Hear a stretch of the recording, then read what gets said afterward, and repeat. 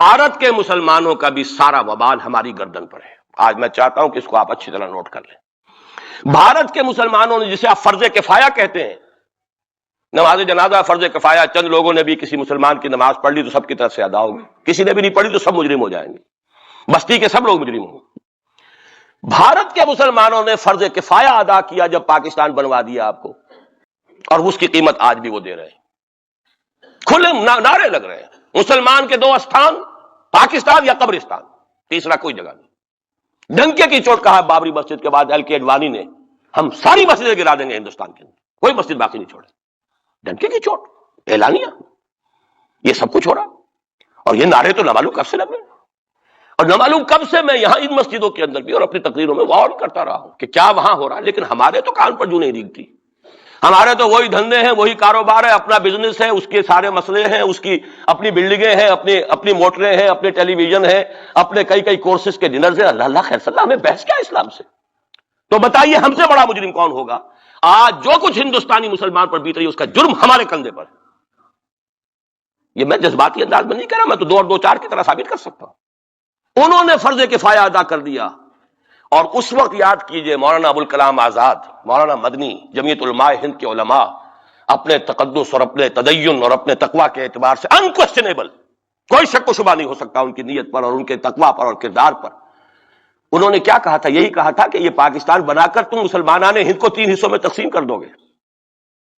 3 میں کہا تھا، 2 میں نہیں، 3 میں.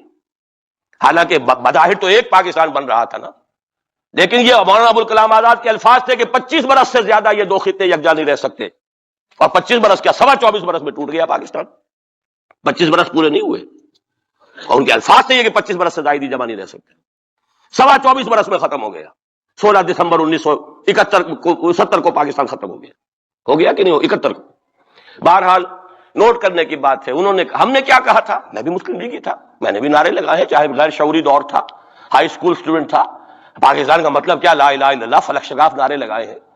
اور نوائے وقت کا پرچہ انتظار کرتے تھے اسٹیشن پر کھڑے ہو کر، حصار ریلوے اسٹیشن کے اوپر، کہ اب گاڑی آئی اور اب نوائے وقت لیا اور پھیل گئے پورے شہر میں اس کو پہنچانے کے لیے. ہم کیا کہا کرتے تھے؟ جی نہیں، 2 طرف سے پاکستان جو ہے مضبوط پاکستان ہوگا. ہندوستان میں کسی ہندو کو جرت ہوگی مسلمان کے لیے کوئی میلی نگاہ سے دیکھنا بھی؟ وہ سارے خواب کہاں گئے؟ وہ تو حرم ہوئے.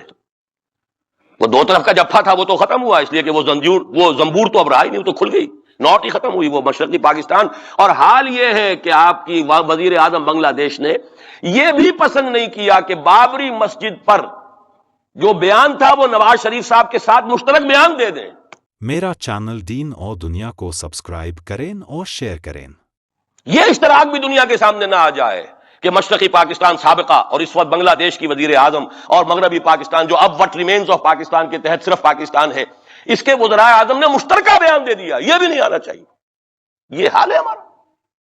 حالانکہ بات اپنی جگہ پر کوئی ایسی نہیں تھی، کوئی سیاسی نہیں، ایک مذہبی معاملے کے اوپر اظہار رائے کرنا تھا. انہوں نے کہا نہیں، آپ کے ساتھ مشترک بیان میں نہیں دوں گی، نہیں دیا. تو وہ جو تھا 2 طرف سے جفا وہ تو سن 71 میں کھل گیا. جو ہمارا حال ہے وہ تو ہونا ہی تھا. یہ ملک بنا اسلام کے نام پر، اس کا استحکام ہو سکتا تھا تو صرف اسلام کی بنیاد پر ہو سکتا تھا. اسلام سے غداری کی، لہذا یہاں تو اب قومیتیں ہیں، یہاں تو اب ایتھنک اور ریجنل اور نہ معلوم کس قسم کی اور لنگوسٹک جو ہے نیشنلٹیز ہیں، نیشنلزمز ہیں، وہ جو ایک امت ایک وقت میں بن گئی تھی، ایک قوم، مسلم قوم ہندو کے مقابلے کے لیے، وہ تو ختم ہوئی. اور حال کیا ہو گیا ہے؟ اس سے پہلے بھی کبھی کبھی ہندو مسلم فسادات ہوتے تھے. کیا سندھ سے مسلمان نہیں پہنچ جاتا تھا وہاں ریلیف کے لیے؟ کیا پنجاب سے اور سرحد سے مسلمان نہیں جاتے تھے؟ بہار نہیں گئے تھے؟ کیا کانپور کی مسجد شہید ہوئی تھی 1915 میں تو پوری ہندوستان سے مسلمان نہیں پہنچ گئے؟ آپ کیا کر رہے ہیں؟ مندر گرا دیے. یہاں بڑی بہادری کا کام کیا، مندر گرا دیے. شرم سے ڈوب مرنے کا مقام ہے. یہاں بھی گویا کہ ہم اپنے عمل سے اسلام کی مخالفت کر رہے ہیں. اسلام تو اجازت نہیں دیتا. آپ کسی اور کے جرم کی سزا کسی اور شخص کو نہیں دے سکتے. ہمارے پاس تو یہ سیکریٹ ٹرسٹ ہیں. یہ لوگ ذمہ وہ اپنے آپ کو منواتے نہیں، لیکن ہمارے تصور سے، اسلام کے تصور سے ذمہ ہے. ان کی جان، مال، عزت، آبرو، ان کی عبادت گاہوں کی حفاظت کا ذمہ ہے ہمارا. ایک بڑی بہادری کی ہے. ذرا سوچئے تو صحیح، کیا دنیا نے سوچا ہوگا؟ اور نتیجہ کیا نکلا؟ اگر کسی درجے میں بھی بابری مسجد کی شہادت پر کوئی دنیا میں کوئی رائے عامہ ہو سکتی تھی کوئی ہندوستان کے خلاف، ختم ہو گئی. جو انہوں نے کیا 10 گنا تم نے کر لیا. انہوں نے ایک مسجد گرائی ہے، تم نے اتنے 100 کہتے ہیں، پتہ نہیں، مجھے تو معلوم نہیں 100 گرائے کتنے گرائے ہیں، بہرحال جتنے مندر تھے تم نے گرا دیے، فرق کیا ہے؟ ایک کردار ہے تمہارا، ایک ہی تمہارا اخلاق ہے، ایک ہی تمہارا معیار ہے، کوئی فرق ہی نہیں۔ بلکہ وہاں تو کم سے کم یہ تو رہا ہے، دنیا کی آنکھوں میں دھول ڈالنے کے لیے کم سے کم یہ کہ فارن منسٹری جو ہے اس نے ریزائن کیا، ہم نے مان لیا جی ہم نہیں کر سکے، ہم مجبور ہیں، حالانکہ سب ان کی اجازت سے ہوا ہے، بلکہ ان کی ملی بھگت سے ہوا ہے۔ لیکن یہ کہ کلیان سنگھ نے فوراً استعفیٰ دے دیا، منسٹری ختم۔ پھر وہ بھارت کی مرکزی حکومت نے اور بھی پارٹیز کو بھی بین کر دیا، اور اس کے بعد یہ ہے کہ انہوں نے حکومتیں بھی 3 اور صوبوں کی توڑ دی۔ وہ تو سرخرو ہو گئے پوری دنیا کی جو رائے عامہ ہے، ہم اس کے سوا کیا کر سکتے ہیں؟ ہمارا ایک دستور ہے، دستور میں جو بھی صوبائی حکومت ہوتی ہے اس کی اجازت کے بغیر ہم فوج بھیج نہیں سکتے۔ وہاں پہ صوبائی حکومت تھی، اس نے ہمیں یقین دہانی کرائی تھی، سپریم کورٹ کو بھی یقین دہانی کرا دی تھی کہ مسجد کو کچھ نہیں ہوگا، تو ہم تو اس کے اوپر ڈیپینڈ کر رہے تھے۔ ہے سب جھوٹ، سب کو پتا تھا جو کچھ ہوگا، اندر خانے ملی بھگت تھی۔ لیکن یہ ہے کہ کم سے کم انہوں نے فیس سیونگ کے لیے ان کے پاس مواد موجود ہے، آپ کے پاس تو وہ بھی نہیں۔ آپ کے تو اخبارات نے لکھا ہے کہ کارپوریشنز کے ٹریکٹرز جو ہیں گئے ہیں گرانے کے لیے، اور وزراء جو ہیں، ایک وزیر کا نادر پرویز کا تو نام آیا ہے، اخبار میں خبر تھی، ہم نے بھی پڑھی تھی، فوٹو بھی دیکھا تھا کہ وہ خود ہاتھ میں پھاوڑا لے کر جو ہے وہ منظر گرانے کے لیے چلے۔ یہ جو صورتحال ہے جان لیجئے، اس وقت میں آپ کو بتانا چاہتا ہوں ہندوستان کے مسلمان پر تو جو قیامت بیت رہی ہے بیت رہی ہے۔ میں نے اپنا ایک تاثر کچھ عرصے پہلے یہاں پہ بیان کیا تھا، رہا ہے میرا تاثر، اور وہ ہے اصل میں وہ لاسٹ سپر جو ہے انجیل میں جس کا تذکرہ ہے حضرت مسیح علیہ السلام نے جو آخری کھانا رفع سماوی سے قبل کھایا ہے اس باغ میں جہاں روپوش تھے اپنے حواریین کے ساتھ۔ تو اس میں یہ الفاظ آئے ہیں، میں نہیں جانتا صحیح ہیں غلط ہیں، وہ ایک علیحدہ بات ہے، کہ آپ نے وہ روٹی توڑی اور کہا کھاؤ، eat and this is my flesh, یہ میرا گوشت ہے، کھاؤ۔ اور اس کو کہتے ہیں وائن، کوئی مشروب ہوگا جو بھی ہوگا، ڈالا کہ پیو، drink and this is my blood. میرا احساس ہمیشہ یہ رہا ہے، اس کے بعد کچھ ماند پڑ گیا، جب یہاں مسلمان نے یہاں مارا ہے اور کچلا ہے اور زندہ آگ میں جلایا ہے، پھر بات ختم ہو گئی، میرے دل کے اوپر سے وہ احساس ختم ہو گیا۔ وہاں ہندو کے ہاتھوں جب مسلمان کے ساتھ یہ کچھ ہوتا تھا تو پھر جب میں کھانا کھاتا تھا محسوس کرتا تھا کہ میں ہندوستانی مسلمان کا گوشت کھا رہا ہوں اور ہندوستانی مسلمان کا خون پی رہا ہوں۔ یہ ہمیں عیش جو یہاں حاصل ہے، جو آرام حاصل ہے، جو ہمیں یہاں پر سہولتیں حاصل ہیں، جو معاشی اس کی کاسٹ پر ہے، اس نے آپ کو یہ ملک لے کر دیا اور آج تک اس کی قیمت ادا کر رہا ہے، اور ہم جو ہے عیش کر رہے ہیں، گلچھرے اڑا رہے ہیں۔ یہاں جس کے پاس 2 پیسے ہو گئے برقع اتار کے اس نے پھینک دیا، یہ معلوم ہوتا ہے کہ یہ تو مفلسی کو چھپانے کا ذریعہ تھا۔ 4 پیسے ہوں، اچھے کپڑے پہنے ہوئے ہوں، میک اپ صحیح کیا ہوا ہو، تو پھر برقعے کی کیا ضرورت ہے؟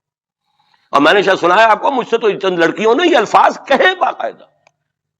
میں جب پریکٹس کرتا تھا لاہور میں کرشن نگر میں، تو ایک گھرانے کی، اور مجھے معلوم ہوا کہ ان کے والد انتہائی نیک تہجد گزار، کئی لڑکیاں تھیں بہنیں، ایک ہی تقریباً عمر 200 سے 1.5 سال کی، کبھی وہ آتی تھی کلینک میں میرے تو برقعے سمیت، کبھی آ رہے ہیں تو بغیر برقعے کے۔ تو میں نے پوچھا یہ کیا تماشا ہے آپ لوگوں کا، کبھی بغیر برقعے کے کبھی برقعے سمیت۔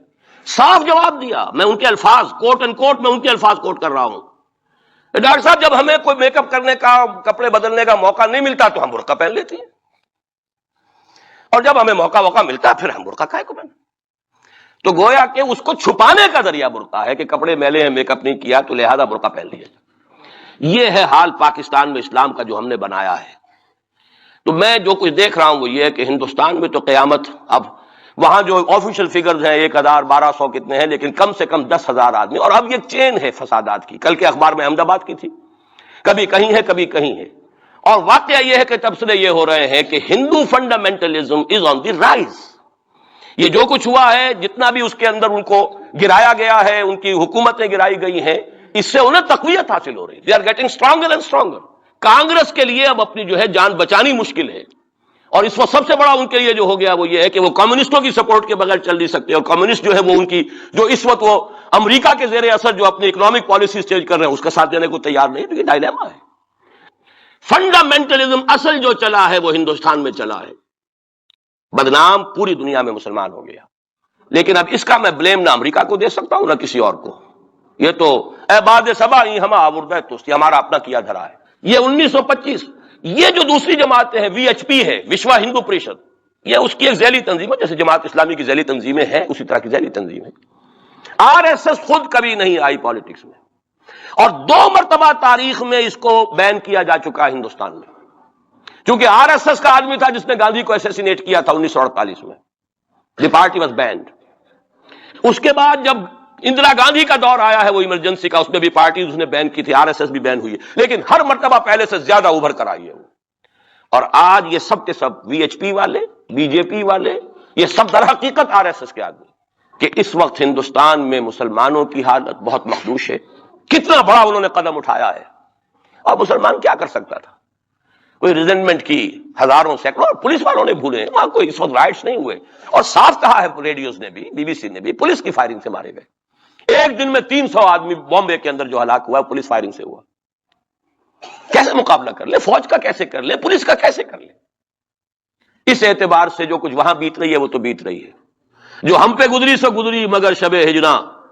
اب یہ معاملہ پاکستان والوں کے سوچنے کا ہے، جو ہم پر گزرے گی۔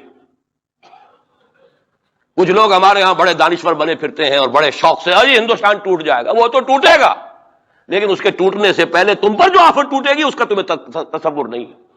تم سمجھتے ہو کہ یہ جو لکیر کھینچی ہوئی ہے سرحد کی، یہ بچا لے گی، جبکہ اصل مجرم تم ہو، میں ہوں، آپ ہیں، جنہوں نے ان کی کوسٹ پر یہاں عیش کے اپنے ایوان سجائے ہیں، ان کا خون پی رہے ہیں یہاں پر عیش گاہوں کے اندر۔ ہم ہیں اصل مجرم، تو ہم در حقیقت وہ عذاب الہی جو ہے بالکل سر پر آ چکا۔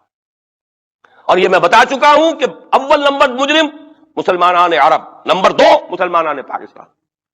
لیکن قوم یونس کی طرح سے ایک امکان ہے کہ ہم ابھی توبہ کریں، روئیں، گڑ گڑائیں، فیصلے کریں، زندگیوں کو بدلیں۔ انفرادی توبہ جب تک نہ ہوگی تو اجتماعی کیسے ہو جائے گی؟ افراد کے ہاتھوں میں ہے اقوام کی تقدیر، ہر فرد ہے ملت کے مقدر کا ستارہ۔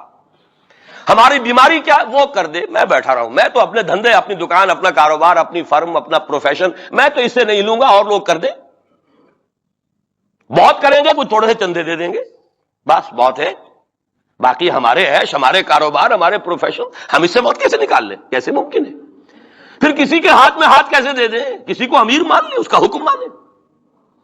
جبکہ دنیا میں جیسا کہ میں نے عرض کیا وہاں کیا ہوتا ہے، RSS کے اندر اگلا امیر بھی وہ منتخب نامزد کرتا ہے پچھلا امیر، اور اپنے پاس رکھتا ہے ڈکلیئر کر کے کہ میرے بعد یہ ہوگا، تاکہ ٹریننگ اس کی زندگی میں لے لے۔